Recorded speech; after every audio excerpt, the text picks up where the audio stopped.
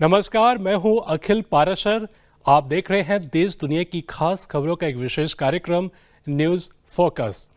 चलिए सबसे पहले नजर डालते हैं इस हफ्ते की खास खबरों पर। रूस चीन रिश्तों में नेताओं की मुलाकातें बेहद अहम, रूसी विशेषज्ञ ने कहा। अप्रैल में चीन के सर्विस सेक्टर की रफ्तार बनी रही। अमेरिकी टैरिफ से इटली की वाइन इंडस्ट्री को तगड़ा झटका। अब समाचार विस्तार से। रूस के एक बड़े जानकार ने कहा कि मौजूदा हालात में रूस और चीन के बीच गहरे रिश्तों के लिए दोनों देशों के नेताओं के बीच सीधा संवाद बेहद जरूरी है। रूस की हायर स्कूल ऑफ इकोनॉमिक्स के प्रोफेसर वसीली काशिन ने चीनी मीडिया सीजीटीएन से बातचीत में कहा कि चीनी राष्ट्रपति शी जिनपिंग की रूस यात्रा ऐसे वक्त पर हो रही है जब दुनिया बड़े बदलावों से गुजर रही है। काशी ने बताया कि इस साल द्वितीय विश्व युद्ध और रूस के महान देशभक्ति युद्ध में जीत की 80वीं सालगिरह है, जो इस दौरे को और अहम बनाती है। उन्होंने कहा कि रूस और चीन की अर्थव्यवस्थाएं एक दूसरे की पूरक हैं और लंबी साझा सीमा होने की वजह से बिना किसी तीसरे देश के दखल के सीधे व्यापार किया जा सकता है। चीन में अप्रैल महीने में सर्विस सेक्टर यानी गैर विनिर्माण क्षेत्र का प्रदर्शन पॉजिटिव रहा। सरकारी आंकड़ों के मुताबिक इस दौरान बिजनेस एक्टिविटी इंडेक्स 50.1% पर रहा। ये संकेत देता है कि ग्रोथ अभी भी बरकरार है। हालांकि पिछले महीने की तुलना में इसमें हल्की सी गिरावट दर्ज की गई। पर्यटन, अवकाश, इंटरनेट, सॉफ्टवेयर और बीमा जैसे सेक्टरों ने जबरदस्त परफॉर्म किया। हवाई यात्रा, दूरसंचार और आईटी सेवाओं में तो एक्टिविटी इंडेक्स 55% से भी ऊपर रहा, जो साफ तौर पर बताता है कि इन क्षेत्रों में कामकाज तेजी से बढ़ा है। निर्माण क्षेत्र की बात करें तो वहां भी विस्तार जारी है। हालांकि मार्च के मुकाबले इसमें थोड़ी गिरावट आई है। अमेरिका की नई टैरिफ नीति ने इटली की वाइन इंडस्ट्री की नींद उड़ा दी है। वाइन एक्सपोर्ट्स का कहना है कि राष्ट्रपति डोनाल्ड ट्रंप की ओर से यूरोपीय सामानों पर लगाए गए 20% टैक्स से उनकी लागत काफी बढ़ गई है। इससे अमेरिका में इटली की वाइन की कीमतें बढ़ेंगी और बिक्री पर सीधा असर पड़ेगा। इटली की यूनियन इटालियाना विनी के अध्यक्ष लैम्बार्टो फ्रेस्कोबाल्डी के मुताबिक इस टैरिफ से सालाना करीब 32.3 करोड़ यूरो का नुकसान हो सकता है। तो ये थी इस हफ्ते की अहम खबरें। अब चलते हैं हमारे एक स्पेशल सेगमेंट न्यूज स्टोरी की तरफ। जब हम भारत और चीन के ऐतिहासिक संबंधों की बात करते हैं तो उनमें सांस्कृतिक, बौद्धिक और दार्शनिक आदान प्रदान की एक गहरी धारा दिखाई देती है। इस संबंध में अगर किसी एक व्यक्ति ने आधुनिक युग में इन दो प्राचीन सभ्यताओं के बीच संवाद, समझ और सहयोग को फिर से जीवंत किया तो वह हैं रविंद्रनाथ टैगोर। वे सिर्फ एक महान कवि, लेखक या नोबेल पुरस्कार विजेता ही नहीं थे, बल्कि भारत और चीन के बीच संवाद का एक जीवंत पुल, एक सांस्कृतिक सेतु थे। हर साल बंगाली महीने बैसाख की 25 तारीख को देश भर में उनकी जयंती मनाई जाती है। इस बार ये जयंती 9 मई को मनाया जा रहा है। आज इन सभी पर चर्चा करने के लिए हमारे साथ जुड़ गए हैं शांति निकेतन में विश्व भारती विश्वविद्यालय में चीना भवन के निदेशक प्रोफेसर अभिजीत बनर्जी। सर, आपका बहुत बहुत स्वागत है। सर, इस साल 9 मई को पूरे देश में रविंद्रनाथ टैगोर की 164वीं जयंती मनाई जा रही है और टैगोर सिर्फ भारत के ही नहीं बल्कि पूरी दुनिया के लिए एक प्रेरणा है। उनके विचारों ने भारत के साथ साथ चीन को भी बहुत प्रभावित किया है। सर, आप टैगोर के योगदान के बारे में क्या सोचते हैं और आपके हिसाब से उनके काम ने भारत चीन के रिश्तों को कैसे मजबूत किया है?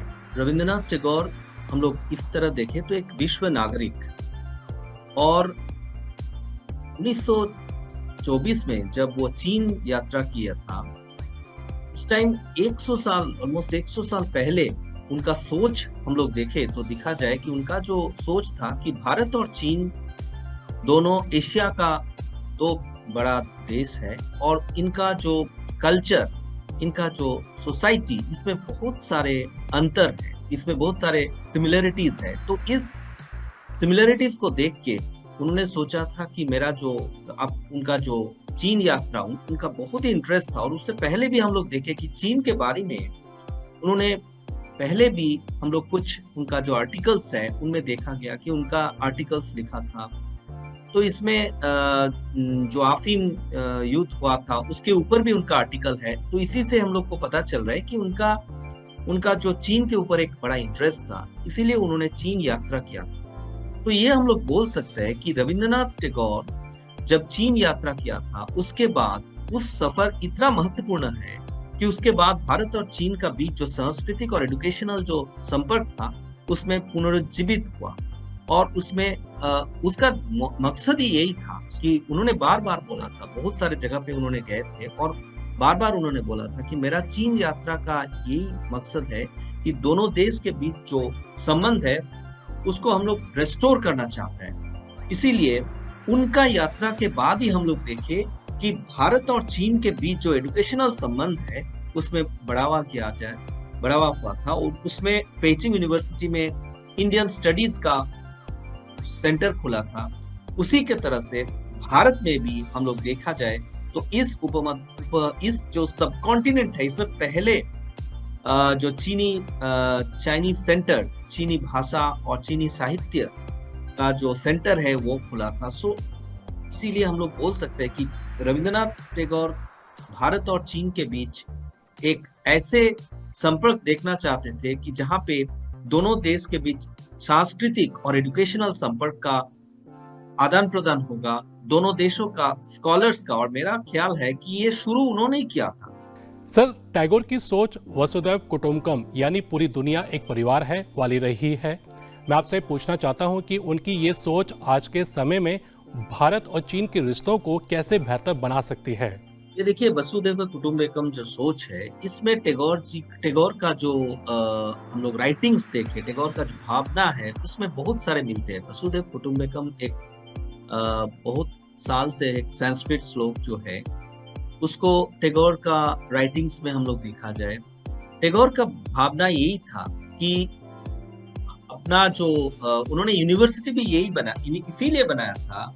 और सोच था कि सब एशिया का तो जो बड़ा देश है और उसमें एक अच्छा सा संबंध होना चाहिए कि उसमें दोनों देश के बीच जो people to people contact relation इसको भी बढ़ाना देना चाहिए। उनको सोच था कि ये दोनों देश, स्पेशली भारत और चीन, तो एशिया का जो महान देश है, ओरिएंटल कल्चर, उनका वही सोच था कि ये ओरिएंटल कल्चर को हम लोग दोनों देश को जो साधारण नागरिक है उसको और सोचना चाहिए, उसको और इम्पोर्टेंस देना चाहिए, क्योंकि इस ओरिएंटल कल्चर का बहुत सारे अच्छा दिख है। इसीलिए कुछ जगह पे हम लोग देखे कि उसने वेस्टर्न कल्चर का विरोध भी किया था। और जब चीन में गए थे तब बोला था ये दोनों देश एक होके बहुत कुछ कर सकता है और दोनों देश के बीच जो ओरिएंटल कल्चर है इसको हम लोग खुद एनरिच हो सकता है। सर, टैगोर शांति निकेतन को दुनिया भर के लोगों के लिए एक संवाद का मंच मानते थे, तो क्या आज भी चीनी छात्र और स्कॉलर उसी जज्बे के साथ वहां जाते हैं?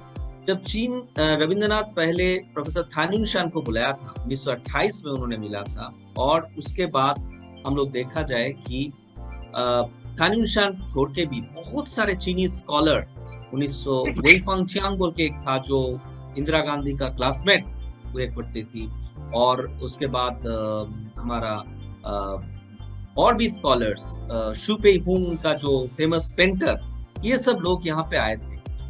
अभी हम लोग देखे तो मैं जब चीन गए थे तब भी देखे, अभी रविंद्रनाथ टैगोर का भी बहुत ज्यादा फैन हम लोग बोल सकते हैं पूरा चीन में। और लास्ट 2019 तक हम लोग देखे, थोड़ा ये जो कोविड से पहले भी विश्व भारती विश्वविद्यालय में हम लोग बोल सकते हैं कि 700 से 800 छात्र यहाँ पे आए थे शॉर्ट टर्म के लिए, और लॉन्ग टर्म के लिए भी बहुत सारे आए थे। तो यहाँ पे आके उन्होंने जो टैगोर का जो शिक्षा है, जो पेड़ के नीचे क्लासेस है, इसको देख के बहुत सारे इन्फ्लुएंस हुए थे और उनका इंटरेस्ट बहुत था, पूछा भी था बहुत सारे जगह पे। और इसके साथ टैगोर का जो ये शांति निकेतन में आके उन्होंने भारत का जो कल्चर है, भारत का कल्चर के साथ भी एक साथ मिलके उन्होंने, तो इसीलिए हम लोग, मेरा ख्याल ये है कि अभी भी रविंद्रनाथ टैगोर का जो विश्व भारती विश्वविद्यालय है इसमें चीनी छात्र आने के लिए इंटरेस्ट शो करता है। बहुत बहुत धन्यवाद सर। तो ये था आज का खास कार्यक्रम न्यूज़ फोकस। अभी इजाजत दीजिए, अगले हफ्ते फिर मिलेंगे इसी समय। नमस्ते।